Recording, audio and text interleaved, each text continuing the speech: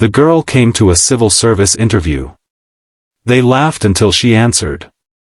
The waiting room outside the government interview hall was filled with nervous candidates dressed in expensive suits, polished shoes, and carefully prepared confidence. Some revised notes one final time while others discussed current affairs, government policies, and economic statistics in low voices. Among them sat 24-year-old Alina Rahman, quietly holding a worn folder against her chest. Her clothes were simple, her shoes showed signs of age, and her handbag had been stitched more than once to keep it usable. She had traveled nearly 8 hours by bus from a small farming town to attend one of the most important interviews of her life. Around her, conversations slowed as people noticed her appearance. A few candidates exchanged amused glances. One young man looked at her file and asked which university she attended.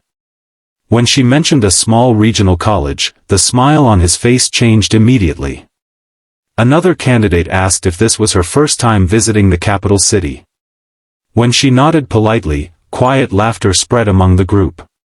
Someone joked that the government must be expanding opportunities to every village in the country. Alina heard every word but kept her eyes on the folder in her lap. Inside were years of effort, sacrifice, and hope. Her father had spent most of his life working small pieces of rented land while her mother stitched clothes late into the night to support the family. Electricity failures were common in their village, and many evenings Alina studied under a rechargeable lamp while her younger siblings slept beside her. There were times when the family could not afford textbooks, so she borrowed them from libraries and copied entire chapters by hand. More than once she considered giving up her dream of entering public service, but each time she remembered the people in her village who traveled hours simply to submit documents, receive medical assistance, or resolve simple administrative problems that should have taken minutes. She wanted to become the kind of public servant who remembered the people forgotten by everyone else. Eventually her name was called. Alina stood, adjusted her scarf, and walked into the interview room. 3 senior officials sat behind a long table covered with files and papers. Their expressions were professional but distant. One interviewer glanced at her application and raised an eyebrow at the name of her college. Another noticed her rural address. The questions began politely enough. They asked about her education, academic achievements, and reasons for joining public service. Alina answered calmly and respectfully. Then one interviewer leaned back in his chair and asked whether she truly believed someone from her background could handle the pressures of government administration. The room grew quiet. It wasn't exactly an insult, but everyone understood what he meant. Alina looked directly at the panel and answered without hesitation. She explained that pressure was not new to her. She had studied while helping her family in the fields before sunrise.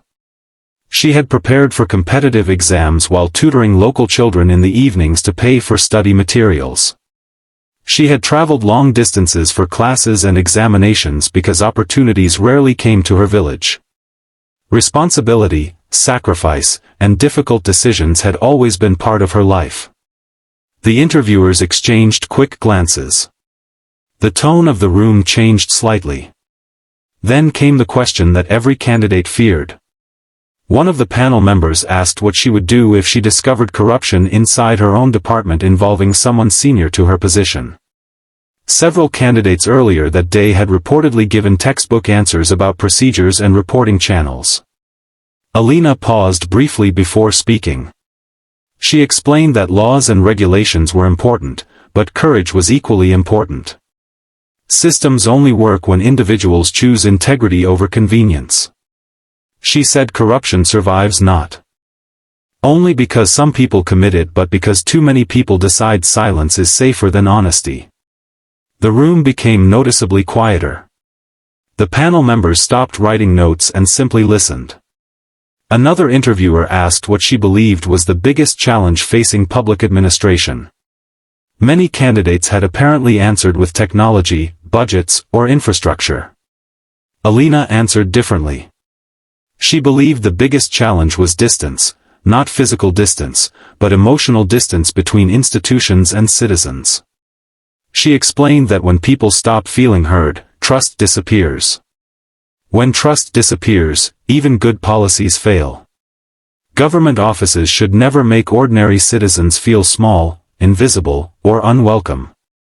For a moment nobody spoke. One of the senior officials slowly removed his glasses and studied her application again. He asked where she learned to think that way. Alina smiled gently and answered that she learned it by standing in government office lines beside farmers, widows, laborers, and elderly people who simply wanted someone to listen to them with respect. The interview continued for another 20 minutes. Questions became more difficult, but Alina remained calm. She discussed education reform, healthcare access, disaster response, and local governance with a confidence that surprised everyone in the room. When the interview ended, she thanked the panel for their time and quietly left. Outside, the same candidates who had laughed earlier looked at her curiously. Some asked how the interview went.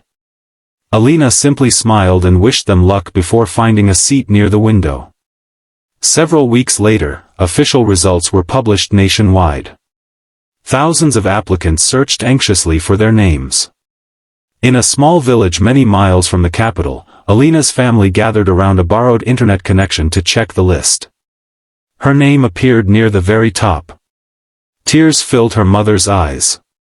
Her father sat silently for several moments before smiling in a way his children would remember forever. Back at the Civil Service Commission headquarters, one member of the interview panel reflected on the young woman from the farming village. He remembered how some candidates had entered the room carrying confidence built on prestige, wealth, and reputation. Alina had entered carrying something far more powerful: experience, empathy, resilience, and purpose. Months later, during training for new officers, her story quietly spread among instructors and recruits alike. Not because she achieved a high score, but because she reminded everyone what public service was supposed to mean. Years later citizens would remember Officer Alina Rahman not for speeches or titles but for simple things. She listened before speaking. She treated janitors and senior officials with the same respect. She visited communities others ignored. She answered letters personally when possible. She remembered names. She remembered problems. Most importantly, she remembered where she came from. As for the people who laughed in the waiting room that morning, life taught them the same lesson the interview panel learned that day. Intelligence does not wear expensive clothes. Wisdom does not always come from famous universities. And sometimes the quiet person in the corner carries a voice strong enough to change an entire system once given the chance to speak.